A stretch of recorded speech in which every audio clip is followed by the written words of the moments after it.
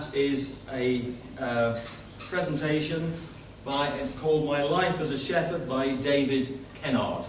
And David is a farmer and combined with being a shepherd, obviously. And he's farmed at Morthoe for over 30 years. He's got lots of stories to tell us about sheepdogs, and has had the ability and the desire to write books on the subject. So this is actually taken us right to the heart of farming in Devon, sheep farming in particular, and what that implies. So David, may I turn over to you, please?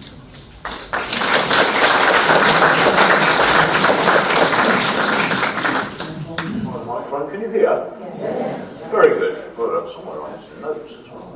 But fantastic. Well, good morning, and thanks very much for inviting me back to talk to Tiverton UVA. Some of you, one gentleman said he did remember, but I think about 15, maybe 20 years ago, maybe 15, I have spoken here before, which makes me feel very old, really. I think we were down at somewhere else. So. Was anyone there? Left, I mean, John. Can you remember what I said? Nor can I.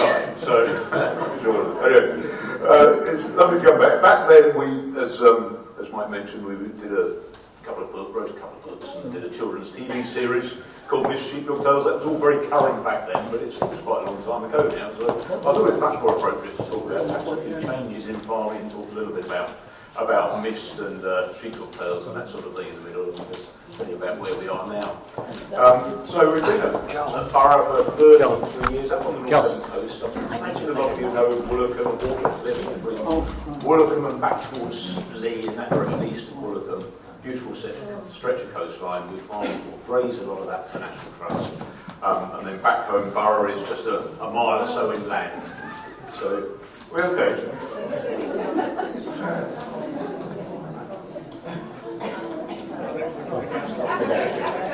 Right, we're all right? Yeah, very good. Borough Farm is back a little bit inland. We've been there for, I'd say, 33 years now, but I actually started off all those years ago back in Kent, shepherding when I was 17, left home, I think the day after, or the week after my 17th birthday, passed my driving test and went on the youth training scheme. Does anyone remember the youth training scheme? Yes. Yeah, I was on the youth training scheme in farming in Kent. £25 a week I used to get paid, of which they deducted £9 for board and lodgings. I used to take home £16 a week for hard labour a lot of the time. But somehow back then it seemed like a good idea. I don't know why. Anyway, I loved it. And after a year or so, I was offered the job of shepherd on the farm, which was very early in my life, but I'd sort of done a lot with sheep farming over the years, and had my first sheepdog back then. If I can just find it. Is it there? Ah. Are you R-ing at the puppy or me? It always reminds me that I used to have quite a lot of hair in those days as well. Emma's Kim, who I took on. Emma's lucky back then that she was, I think she taught me more than I taught her, because sheepdogs vary an enormous amount. You know, I think a good simile is children playing football. Almost all children that kick a football, but very few can go and play for Man City. Well, virtually all sheepdogs will have some interest in sheep, but very few get to the very top level that I'm really looking for, and Kim was certainly one. It was absolutely top notch, so I was very lucky to have Kim. But farming back then, I started off on a small 500-acre farm, and I always think that's one of the amazing changes. So when I started there, 1984 probably, 500 acres. There was the farmer, there was the foreman, there was a tractor driver, a shepherd, 2 students, and during the summer there were 2 people who came in to help with the harvest. So I think there were 7 over the summer working on that 500 acres. Now that 500 acres is farmed by contract by a neighbouring estate with no one employed there. And in fact, my brother-in-law, who's still in the area there now, told me that cultivation, so that they used to drill till about 20 acres a day on a good day. And he said that one 400 horsepower tractor did 350 acres of of cultivation in one day now. It's a massive change. It's only 40 years. I just can't believe how much things have changed. Second job I had was working on a neighbouring estate. I was shepherd on a big 3,000 acre estate, running 1,000 sheep. And that was one of the great changes, I suppose. I worked for a farm manager who was very driven by figures, so everything was just about output. And he told me that the sheep had to pay as much as growing wheat per acre if I was going to keep my job. So basically it meant that if a sheep earned £30 a year, I had to keep 5.5 the acre to be able to justify my job. Well, the old shepherding adage is a sheep's worst enemy is another sheep. And it's very true. If you have one sheep on 10 acres, it doesn't have any problems. If you put 100 sheep on 10 acres, it has every problem under the sun, because all the worms are passed from one sheep to another, the foot problems, the diseases, they all just spread and spread and they multiply. So, that's why sheep on the hills are actually the healthiest sheep, because they very rarely come across another. And sheep kept at 5.5 the acre was very, very tough going in those days. I used to work really hard to try and keep on top of everything. But a massive change from then to now, and I'll tell you a little bit about that later. Anyway, 92, we made our change to Borough Farm. This is Borough, set in the hills, just inland from Woolwickham. That's the farmhouse there. It is a beautiful spot, beautiful valley, and it's where I sort of fostered my interest in the sheepdogs. I had Kim in the early days to look after, but to work with me, and she was brilliant. But I think that this love of the sheepdogs really came on as a result of the move to Borough. Not just there. The team of a few years ago, that was a photo I took early one morning out on Walk Point, and it'll never be beaten, so I'll keep using it. So that was a team a few years after we used for Borough. This was actually the dogs that we made the TV series Mist about. So all completely different. That's what I think is the strength of Border Collies, is that we've managed to keep this really large gene pool. We've never bred for a look, we've just bred for working ability. So Jake on the right there at the back was barking mad. Ernie, second from the back, was always a tough dog, always relied upon for a tough job. Swift was very obedient to every command. Gail was, somewhere in between of that lot, and that was Mr. Self at the front, looking very majestic there.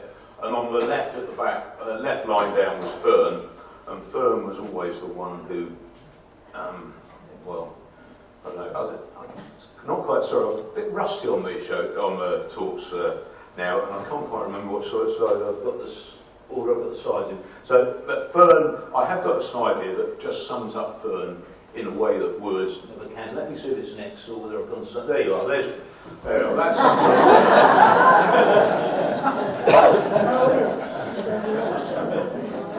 in case you haven't guessed, the sheep are that way.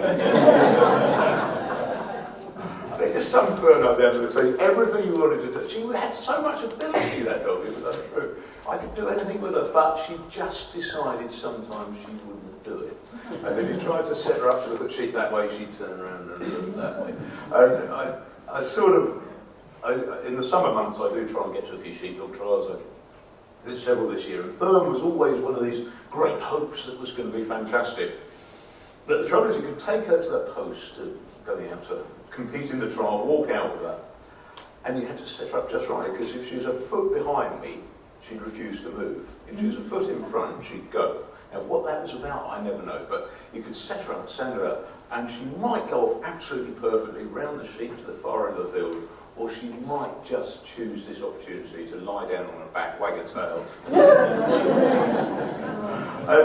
Humiliation doesn't begin to sum up how that would feel. Because somebody's tried, it's the experts there. I did have the option of running her at the national trial finals, the national trials, which is in the sheepdog world is quite a big event. You've got 500 of the biggest experts in the country of sheepdogs there, and the thought of going to the post and Fern refusing to move, lying on her back and looking at you and wagging her tail, or just having to pick her up and carry her off, it just if you think sheepdog trialling is just a sort of bit of a hobby that no one takes too seriously, I'll just tell you the story. Many years ago, I was judging the second day of a 2-day trial, and on the first day I was having a bit of banter with one of the other competitors, and he said, "Well, we've got a rubbish judge tomorrow." I said, "I'll have 10 points off you for that silly beard tomorrow." And he turned up the following day clean shaven. So that's how seriously it's taken. Anyway, Fern was never quite made it. She was, yeah, but that's under her. But they all are very different characters, and we're looking for different traits. But what is it that sort of really gives me a buzz about it? This is, well, I think sort of summed it up for me. This is the end of All Points. Anyone been out there? I'm sure a lot of you have walked it over the years. This is the peninsula. If you stand on Wollacombe Beach and look to the right, this is the peninsula that sticks out. National Trust Peninsula, about 200 acres out there. And I've been tenant out there for nearly 30 years now. But it's a really difficult place to keep sheep. You can see we've got about 2 miles of unfenced coastline there. But when you're gathering, you've got all these knolls and little valleys running across and lots of bracken scrub. Really easy for the sheep to hide where you can't see them. And the way to gather is actually to stand up on the high points and look down on everything. And this is working, one of the dogs, I can't quite see who's out there actually at the moment, down with the sheep below us. And being able to get a dog to that standard, you start off with these puppies when they're young. And a lot of the sheepdog is about breeding. So it's just like, I suppose, like breeding a racehorse. You try with the very best, and hopefully those genes pass through, and occasionally it does. So you start off trying to breed the very best dog, then you trade, it then starts to show an interest. Maybe as young as 10 or 12 weeks, it starts to begin to chase sheep. And then you think, then you ask my wife, I'll then have this period of 12 months when it's going to be the best thing in the world, followed by, oh, that dog's no good. Followed by, I think it's going to be the best I've ever had, and then, oh, no, that's really good. And it goes on like that for about a year, until I actually decide whether I realise it's either a good dog or it's a bad dog, or indifferent. Anyway, when you get one to the stage where you can take it out to Moor Point, work it on the cliffs, because it is a very challenging environment to work in, and be able to send it off to it's a speck in the distance. And they're probably, I think that was Working Fly a few years ago, she's probably about 300 or 400 yards away, and the dogs can hear with the whistle really clearly even at that distance. And there's occasions when you've got a gale force wind blowing on your face, you can hardly stand up. The sea is crashing just behind the dog, and you blow this whistle at the dog, and this tiny speck in the distance just makes a movement in line with as you've blown the whistle. Absolutely extraordinary, and that's to me what still gives me a buzz. And still, when I can bring on a pup all through those stages, and then it gets to 2.5 or 3, and you can take it out there and work it. It's just still, to me, it's the most amazing thing. That's about 400 yards away. If you look at the top of the screen there, I think it's 3/4 of a mile up to there. There. I think that's 3/4 of a mile up to the highest point there, the old Coast Guard lookout, Moor Point. And Fly, who was my best ever dog when she was at her best, I could send her all the way up there and over the horizon to pick up sheep. It really is what they're capable of. It's absolutely extraordinary, the good ones. But they're not all good. You sort of have a lot of ones that don't quite make the grade along the way. Oh, this is some of the other jobs. This was this summer. There's a huge variety of things I had to ask them to do. This ewe had managed to get herself off the edge of it wasn't actually off a cliff, it's just she'd scrambled down and couldn't get back up. So we had to drive her back across the rocks, and actually to try and get the dog to work on the seaweed and the sharp rocks. And the ewe would do anything but go the direction you wanted to. And that was one of those occasions where I actually felt quite old this year, because I got her across the rocks all right, and then going to hotch her up the path and try and lift her up and get her. And that just, it was high. It was a lot harder work than it was 10 years ago, I realised. I got in trouble with my family for not asking for help, but we did get her up in the end. But that's quite a challenging place to work the dog, and that's where you really need it, because if you don't have a dog, the sheep will bolt off in every direction, and you can never get nearer. What slide is next there? That's Zola. There's another one of my nearly dogs. And so they've all got very different traits, things that they're good at, and I think to me, good sheepdog work is about working with their strong points and ignoring the weak points if you can. Zola had many strong points, a few weak ones. I asked her one day to go and find a lamb for me, and she came back and said, can't find it anywhere. So, I love that photo. And there's other bits that you're looking before the dog. So this was Roy, who I had him for training a few years ago. Now when you select a pup, it's really difficult. You've done the breeding bit, but then how do you select from those 6 pups which one you're going to breed, which one you're going to keep? And it's really difficult. The black roof to a mouth, I'm really keen on. It's an old shepherding adage, but a lot of people say it's a load of nonsense. But I like to see a dog with a jet black roof to its mouth, and even if it's got a little bit of pink on it, I find that you get quirky dogs with pink on their mouths. Yeah. And if there was any sheep farms in it, rubbish, absolutely rubbish. But I'm sure, I believe it's true. It's something that a lot of people believe in. But worse still is having any pink on the nose. That is a real no for me, because they never work properly. So you can see there, Roy, can you see the pink on his nose? Yeah. But in fairness to Roy, he was a bit embarrassed about it and tried to keep it covered up.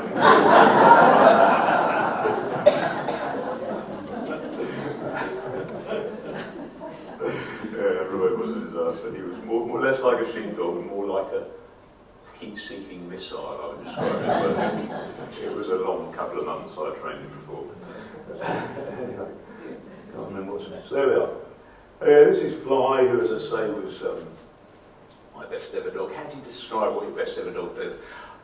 Difficult, really. I think there was one event that made me stand out. I gathered more point, and there shouldn't have been any sheep out there, but I knew I'd missed 3 behind. And someone rang up to say that there was one stuck on a scree above Grunter, which is a little cove, actually nearly in Woolacombe. And there's a bit of scree that's breaking away all the time. There was a sheep stuck on it, but I knew there was still 3 or 4 stuck out there. Okay, so I spent an hour with a bit of rope and climbed down there and eventually got this sheep up. There's no place to take a dog, so Fly stood at the top and waited for me. And got this ewe up, and then I thought, I don't think I was thinking much about where the other 3 or 4 were. But anyway, finished, and Fly went in the opposite direction, across a bit of bank, down to the cliff edge where I couldn't see, and looked down over the edge with the real ears pricked up like that, looking down, blatantly looking at something. And so I went down there to look, and when I went down there, the other 3 were on the rocks, down below, down there. Well, the wind was blowing, there was no scent in that direction, there was no noise, the sea was rough. How did she know that the other 3 sheep were down there? But absolutely she did. She must have heard something at some stage. And I went down there, and they were actually quite easy to get back up. But incredible, and just things like that, you can't imagine how they do it. So yeah, irreplaceable was Fly, and I still wish I had a lot now. Zola, rescuing a ewe and lamb, and Zola was very good on those situations where it was difficult to climb up. So quite a lot of challenges with Moor Point anyway. There we are. So I suppose as a result of doing the working on the point, working out there, you used to get a lot of people stopping and watching the dogs working. Many years ago, hit on the idea of doing some shows for the summer visitors at Woolacombe. That was 1998, can't believe it. And I'd never, sheep farming finances are never terribly good, to say the least. We were in our early days farming by myself. And we were sort of struggling a bit, really, but someone suggested that we could do shows for the visitors. And I'd never done anything like that before. I felt completely self-conscious about the whole thing. But somehow, I think in that bank holiday at the end of May, we decided we'd do a show for the visitors, local visitors. Advertising considered an board on the end of the drive, which should have said working sheepdog demonstration, but I ran out of space and it said working sheepdog demon, which probably wasn't the best advertising in the world. And I think that evening 3 people came down the drive. It was my mother and father and one other. Watched this show, but somehow it seemed to be, we had a good location and it seemed to go there well. We started off that summer doing some sheepdog shows, followed the following year by getting a Faulkner in as well, so it became an hour-and-a-half show. But we kept it going ever since, so it grew and grew, and then we did the books and things, and that made it very popular. for a few years, but somehow the audience seems to sort of have maintained all over the years. And perhaps we've had the best stall this summer just gone. So it's great. You get a lovely summer's evening sitting out on the benches, overlooking a great view and the dogs, and lots of variety within the show. This year's star has been Kevin, the trainee stunt duck. You sound a bit confused about that, as you should be. So we do a bit of dog and duck, which I'm sure you've seen dogs rounding up ducks before for the summer visitors, but the key to the dog and ducks is to have some props as well. And I have Kevin, the trainee stunt duck, who comes out at the end, and he has to complete the water slide in order to qualify as a proper stunt duck. He's got his L plate on, obviously, because he's only a trainee. Anyway, Kevin has never, ever done the duck slide. All the others go up and down it. He jumps over the edge and runs around the side. Every time he ever learns to do it, it's going to be an absolute disaster because I'll lose my trainee stunt duck. But he's proved very, very popular this year, and the shows have, as I say, done very well. So, and become a major part of our income, I think, at Borough over the years. So it's, something we enjoy doing that takes up a lot of time. And one night a week I take people out for walks on the point and show the dogs walking out there as well. So a bit of diversification which has been ongoing for a very long time. There we are. Oh, that was just an idea of where Fly is. She's somewhere up the top of the photo, and if you go in closer, she's there as well. Right. But having done all that, and then, well, first of all in about 99 I hit on the idea of making a film about the lives of working sheepdogs, which again was something I've never had anything to do with before, but it was just at the beginning of the digital age. No one had got a camera phone or even a handheld digital camera. That's or very few handheld cameras at that stage. So we made a film chronicling the lives of the dogs in our beautiful surroundings over 12 months, and it did ever so well, and because it sold pretty good as well. And then subsequently to that, when a lot of children had watched it, I said, we can make a film about sheepdogs becoming, or a children's film about a sheepdog growing up, puppy growing up to be a sheepdog, which is how the missed sheepdog tales came about. That's missed on the right of the photo. It's got a big on the nose. That grew out, fortunately. They all black nose. What a dreadful photo. I should have photoshopped it. It was, where are we going? There we are. There's Miss when she grew up. It was just an idea in the first place, but I was introduced to some people working in children's television in London, and we formed a little production company, made the film about Miss growing up to be a sheepdog, and after a lot of sort of badgering around, Channel 5 bought the film and screened it on Christmas Day, and then commissioned first one, then two, and three series of Miss Sheepdog Tales of 10-minute episodes. So for, I think, about 5 years, it completely took over my life. Most of the filming, there we are, was me and a camera and dogs, and working with Richard, who was editor and scriptwriter, has gone on to be very prominent in children's television. Won the animation Price's Award a couple of years ago, so he was very, very good. And we used to form these episodes of Mist on a Sunday evening on the telephone. We'd have an idea and then talk it through, and then he'd decide, he'd come up with a draft script, and I filmed it, and he'd re-script. So the whole thing sort of evolved as we went along. Mist had to learn to spell. This was for I think it was some promotion that one of the PR companies came up with for spring. Could I get it was to do with the episode I'll tell you about in a second. But could I get Miss to write spring in sheep on the hillside? Don't know if you know how that's done, but that morning Miss came in for breakfast. I said, "What are you going to walk home? Could you just write spring with the sheep on the hillside?" And she said, "Yeah, no problem. Do you want it lowercase or uppercase?" I said, "Lowercase will be fine." Anyway, so there might have been a little bit of food involved as well. I can't tell you that. Anyway, so that I thought, what a ridiculous idea, but I think it went into about 6 national papers. And I even had a German newspaper ring me up and ask if I could write spring in German. I don't know if there's any German linguists here, but I believe spring in German is a very long language. It's something like spring and ding and knocken. So I said no, I didn't have enough sheep for that. So lots of new talents. But so we came up with these stories. I think there we are. This is how the spring came about. So we used to come up with these stories which were based loosely around real life events on the farm. Very loosely, actually.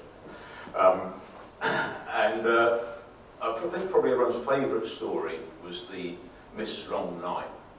Now, it was a very long time ago, so I still can remember how it all came about. But Richard and I came up with this idea that I would get stuck on the cliffs and missed, and the dogs would rescue me. It's one of those occasions when I put down the phone and thought, what have I just volunteered to do? And this was it. So in those days, we used to have the RAF Chibnall and the Air Sea Rescue helicopters operating just a few miles away, and they would often be out practicing on Moor Point. So the idea was that I was out walking one morning, checking the sheep with Miss, when I slip over, go over the edge of the cliff. Now, I get stuck there, and I'm stuck there all night. Quite why my wife doesn't know, so I didn't come home that night, on me, but they skip over that for children's television. And in the morning, well, I haven't said that, in the morning the dogs realise I'm missing and decide they're going to rescue me. So they round up the sheep and then put them into the shape of an arrow, which is just under the bit there. Just as the Air Sea Rescue helicopter comes over. Now, the Air Sea Rescue helicopter comes over and there we are, winches me up with Mist, my loyal sheepdog, and we're saved. Now, there were a few slight issues over filming that, as you can imagine, but one of them was that I got the job of phoning up RAF Chibnall to ask if they would help out when they were out practicing anyway. And I got through to the squadron leader, who was more squadron leadery than you can ever imagine. So I explained that we're making this children's television programme and they're often out practicing there, so when you're out practicing, will you possibly be able to drop down a cable and winch someone up? And he said, no problem. Just one thing, how will you know where to drop the cable down? And I said, well, how about if I put the sheep in the shape of an arrow and you drop it down on the end of the arrow? And there was a long pause and he said, no problem. He wasn't actually going to fly the helicopter, it was his colleague who was flying the helicopter. So he sent an email to his colleague, which he copied me on, and the email said, Sparky, have Mr. Kennard on the phone, he wants you to do this and this for a children's television programme, can you do it? Yours, Simo. I made the mistake of forwarding the email to Richard, who was writing the script in London. So when the first draft came through, we had the two helicopter pilots coming overhead saying, Sparky to Simo and Simo to Sparky. I'm never quite sure how much offence it caused, because I assume that if I ever get stuck on the cliffs, they're going to fly by and so we'll leave him there. Television's very clever and Richard's very clever. So it all cut together very well when it came out. It's everyone's favourite episode. And there I am, being rescued up in the air. Now, if I show you this next slide, you do have to promise never to tell another living soul. Can't hear anyone promising. Not everything in television is quite as it seems.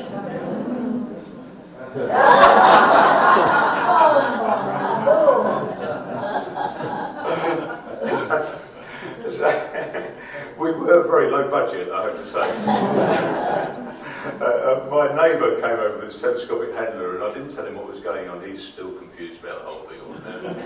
But it was brilliant. But my favourite bit about that was, so me and Miss get winched up and the other dogs have arrived to see me rescued, and they're all sitting up on the cliffs on a little sort of knoll like that. And there's some conversation between Mist and the other dogs as I get rescued. Well, I didn't film that at the time. I filmed it it had to be a windy day, so a really windy day when they're fur's blowing like the helicopters overhead. And I sat them all on a line like that. And they had to watch Mist going up, so I got their favourite tune and I put it on top of the camera there. And I put it down there like that, and I lifted it up like that. And all four dogs went. And you never know. Anyway, it was all good fun. It took over my life, and I don't know how I ever got everything done, but I suppose I was younger then. But anyway, that sort of all came to an end, I suppose, quite a long time ago now. We finished MIST in about 2009, 2010. So yeah. Anyway, so things moved on with the farming. So, as I say, I've been farming Walk Point and a lot of the National Trust ground for a very long time, a tenant. And going back to those, how I started off sheep farming, it was very much a case when I took the tenancy in the mid-90s. They gave me a key to the gate and said, there you are, there's Walk Point, put some sheep out there and see if you can earn some money. But over the years, the National Trust have changed their objectives, and particularly their management. So they would say that they are a conservation charity, not a farming charity, but they haven't been behaving like it, which is, fair comment there. And they own, obviously, a lot of the most beautiful land in the country, a lot of marginal land that really, if we're honest, you can't make much money from farming from. And the reason that I could carry on farming it for all those years was government support. And that's the only thing that kept me there. And the government support system came to an end, or it's coming to an end now, it's almost gone. But for the past 6 years, 7 years, we've been known it was coming to an end. And I said to the Trust, I just can't carry on grazing it once that support's gone, because it's the only thing that keeps me there. And they realised that they needed grazing animals there. So a lot of the work the Trust do is obviously around nature conservation now. You need grazing animals at the right level. You don't need overgrazing, obviously, but you need grazing animals at the right level. So on Moor Point, what that means is they want to keep on top of the bracken. The bracken needs trampling down to some extent, stop the gorse encroaching, keep areas of tighter grazing where the grass is shorter, and they also want that varied habitat. They want longer grass as well. So they needed grazing animals there, and I wasn't going to be able to provide it. So we've come up with a system now where I've become a contract grazer rather than a tenant farmer. And that's quite a change for me, because it means I'm no longer managing the grazing there. What it meant as well was that they really wanted cattle out there rather than sheep. Sheep tend to graze tighter, the cattle will leave the sward longer, and the cattle will also break into the scrub, into the bracken, trample the bracken, break the gorse back, and keep those areas open, so keep that variety of habitats that is so important. I'd resisted cattle out on Moor Point for a very long time, because, I already mentioned, we lose a lot of sheep over the edge, mainly through uncontrolled dogs. I would expect to lose probably half a dozen sheep a year over the edge. But with a sheep, if it goes over the edge, if it can't climb back up and it's not killed outright, then there's always a way of getting it back up. I showed you with the dog earlier, you can drive across the rocks and find a path, or hotch it up, or a worst case scenario, put it up on a rope. But obviously if the cow goes over, it's a very different situation. So with 2 miles on Moor Point, I was very reluctant to do it. And in fact, this period has coincided with the next ground, Moor Point as well, becoming available for grazing. The tenancy there finished. So we've ended up grazing something like 600 acres along the coast there, and about 4 miles of unfenced cliff. So the safety of the cattle was a big issue. There we are. We'll just go back for a bit. But anyway, we came up with a system for how we can make it work between us. So we know we're grazing 600 acres. And I bought in some belted Galloway cattle, which I think you can see they're belted Galloway there. I'm sure you've recognised belted Galloway. You can't miss them. They've got the big white band around the middle. And they're very good hardy hill cows, and they cope with this sort of environment. And they've been basically successful, but we put them out there. I put them out there about 6 years ago in the first place. The first 12 months were absolutely fine. Then the following year, I think it coincided with lockdown, we lost one over the edge, off a cliff, killed outright. 2 weeks later we lost a second, and 2 weeks later after that we lost a third. The third one was far more traumatic because it wasn't killed, it was walking down the rocks and we couldn't get it up, and the fire became killed, and that was just the most stressful day ever in farming, I think. So on well-fed grounds, I had to take them back off. But in the meantime, subsequently, Natural England, to oversee that sort of management, and the National Trust, very upset about that. but one of the rangers came up with, he spotted a new system of no fence, which is a collar around the gate. I will actually just skip on a few slides because I've gotten a bit out of order there. Let me just run through. Just go forward. There we are. That's better, and then I'll go back to those ones. So, no fence system, which is a collar that the cow wears. Has anyone seen those? No, it's interesting. They were new in the country sort of 6 years ago, and no one had come across them. And now very often if I speak to someone, they say, oh yes, we've seen those on cows near us, but can you just make out the collars on the cows there? And the collars are GPS linked. So it's very clever. So the collar is linked to GPS, and on my phone I have an app, like I know what an app is. It's a thing on your phone, and I press a button, and you've got a map of the area that you're farming, and then you can go on that. You can set a line on the app, on the map, and the line is a virtual line that links to the GPS collars. So if the cow approaches the line, it gets an audio warning, beep, beep, beep, beep, beep. And then if it gets up to the line, it gets a zap through the collar, just like an electric fence. But it learns that when it hears the beep, that the zap's coming, so it turns around and walks the other way. So on my phone, I think actually I did a there we are. Well, that's my phone view. So that's an area that we're grazing. So the yellow line, well actually they're in the white line at the moment. The white line is the area that they're allowed to graze in. The white dots are cows, and the green areas are where they're grazing. So it reports back to me where the cows are at any one moment, that the cows are all where they should be, but if I click on the white one, the white dots, it then tells me how much charge is in that battery for that cow, and how many audio warnings it's had in the last 24 hours, and if it's had a zap. So you can actually see where cows are and find out exactly how they're managed, and more importantly, that they're not escaping. And the system is working. It's not 100%, and you get an occasional cow who thinks, well, I don't care about that, I'll just keep walking, and you have to bring those away. But it's enabled us, you can see that the line is set about 100 metres, 150 metres back from the cliffs, and it's allowed us to keep the cows away from the cliff edge, and touch wood, which I'm going to touch wood.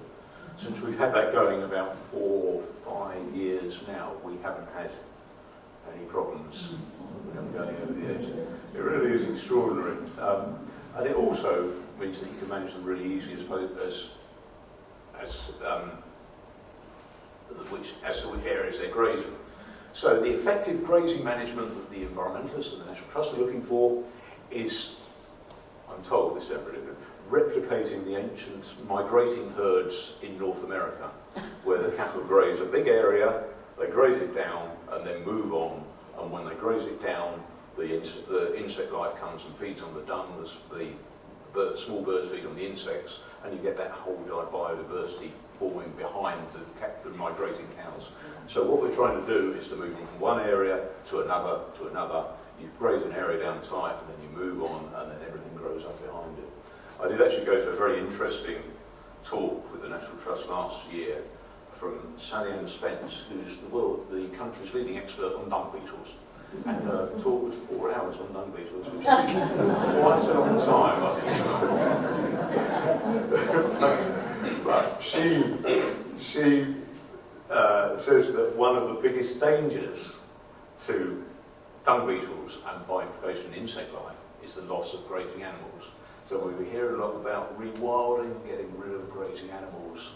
I think you have to see it in that context, because without the grazing animals, the dung, you don't have the microbes feeding on the dung, you don't have the insects feeding on the microbes, the whole bottom end of the food chain is lost. And that's certainly what happens when you go to maybe the west coast of Scotland, when some of the mountains haven't been grazed for 40 or 50 years, you've got nothing but the long rank grasses, no insect life, no bird life. We lose all that if we lose the grazing animals at the right level. One of the big, unknowns from the things that people don't realise is one of the drugs that we use in sheep or in cattle worming is ivermectin, and it leaves a residue in the dung which is so potent 12 months after the cow's been, or the sheep's been wormed, it's still enough to kill off insects. But that same drug is the one that's used in a lot of flea treatments on dogs, and some of the most highly polluted waterways in the country have been in country parks where people's dogs are swimming. So it's a far bigger issue than I can deal with just as a sheep farmer on our own, but we do need a concerted approach to try and find either replacements or systems of livestock management and dog management that we can get away from the use of ivermectins, because they are really, really potent in the environment. So those are all interesting byproducts of what we're doing at the National Trust. I think the early days, it's still only 2 or 3 years in, but I think the Trust are happy with what's happening, the changes in the livestock management and the changes that we're seeing in the flora and fauna as a result of that, I think is all very positive. So early days, but if you walk around there, you know, you'll be interested to think about what's going on. If I just skip back a couple of slides, so I think I mentioned the family, so I'm very lucky that, let's go there, very lucky I've got my family of massive support, massive part of farming at Burrow. My wife Debbie on the right at lambing time, it's our coffee time. My son Nick on the left there, and Claire, our eldest daughter, who's an occupational therapist, and Laura at the back there, who works in farming, milking cows and various things, helping a partner. So lambing time, it's really nice. They still want to come over and help out at lambing, which is fantastic. Nick, I think you probably saw the slides. There you are. There you are. He's always been keen on his sheep. That's a few years ago. That makes me feel old as well. That's probably the last time I came here, actually. Nick has gone on to being working in farming. It's great when he can shear the sheep for me, because I'm getting a bit past that. But he's also just taken on the management of, hold on, so we can find it, there we are. The management of the cows on the Braunton Burrows. So I'm sure some of you would walk the Braunton Burrows at some point. I'd never been there much until last April when Nick took it over. But the Braunton Burrows, like Wall Point, there's a requirement from Natural England to have a herd of suckler cows out there. 2,100 acres of sand dunes. It's absolutely extraordinary place. And 100 cows out there. But they originally contacted Nick because he does all the technical side of the cow collars for me, and they wanted to put the cow collars on the Braunton Burrow, on the cows on the Braunton Burrows. And having contacted him, they decided they wanted him to take over the management, so that's what he's doing at the moment. Absolutely extraordinary place. He sometimes gets me to go and check the cows over calving. And I drive around there and I think, no, don't know where I am, never been here before, I'm lost. But fortunately, with the cow collars, I drive around with his iPad between the legs on the quad bike, and I can see where I am, and then you can direct yourself to the cows to go and check them. So it's sort of quite a revolutionary sort of bit of technology. I often think that when I tell people about the cow collars, if I thought when I started out all those years ago when I was 17 with a dog and a stick and an old Land Rover, I'd be stood here talking about GPS collars on cows. You know, it's bad, isn't it? But it is a real change in my farming lifetime, which I don't consider as too long, but I suppose it is really, isn't it? Those early days of 7 people on 500 acres and keeping 5.5 sheep to the acre, which was a complete nightmare. Now to what we're doing, which is running hundreds and hundreds of acres with a very little stock, with quad bikes and GPS. It is, you know, it just shows that things have changed under our noses, and without you realising it happening, really happening. Okay, I'll just leave you with that final slide again. Oh no, there's Nick's cows again on the burrows. It's quite a different sort of place to farm. There, I'll leave you that slide again, but I think it's the best one. It sums up the dogs, and that they really are just a great bunch of posers. Thank you very much.